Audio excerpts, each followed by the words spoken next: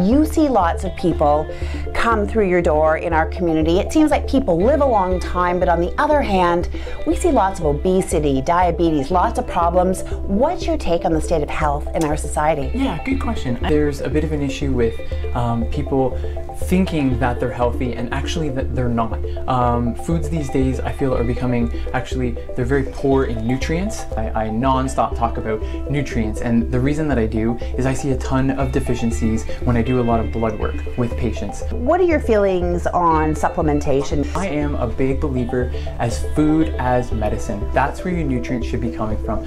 Supplementation will come into play if you are not absorbing properly, gastrointestinal issues, or if you're going through a period of time where you require a bigger demand of nutrients, but ultimately it should be coming from your food. What do you think about dieting? Yeah, dieting, there's a couple key things when it comes to making things in your diet successful. And I don't even like using that word diet anymore. I just call it a lifestyle and the way healthy eating. I try not to use that diet word because we often think of it as just doing it temporarily and then I'm going to stop after a while. You have to really change the perspective of how you're looking at healthcare. And a couple really key ones is keeping it super simple, and those small little quick things that you can do on a daily basis. I guess for an example, one of my favorite ones is a lemon ginger coconut water that you do every single morning. Yeah, I think it's critically important, and the biggest portion that people often think is it's more like an all or nothing approach to exercise. And I really do have to step back and tell people, listen, it's not an all or nothing. The 2 to 3 times a week is much more beneficial than doing nothing at all. I feel like probably the #1 thing that I actually see here in practice is stress and anxiety, which comes from the mental aspect and mental health portion of things, and I feel like that's a big part of once you kind of get the mindset under control, a lot of other things will follow.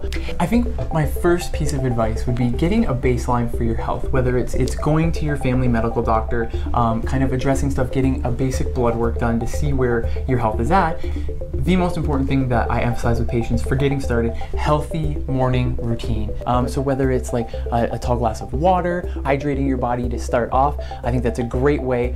And then a healthy breakfast, so like a super oats or something that you can get into your body to start the day off right. And literally when you do that, the rest of the day will follow and you'll tend to make more healthier choices. Simplicity and being specific for getting started with some of your resolutions or how you're going to approach health is the key, and then building upon that, because once again you have to remember, health, taking care of yourself, it's a journey, not a destination. It's ongoing, and if you give your body the nutrients along the way that it needs at stressful points, at other aspects of your life, that's ultimately what's going to get you to be healthy.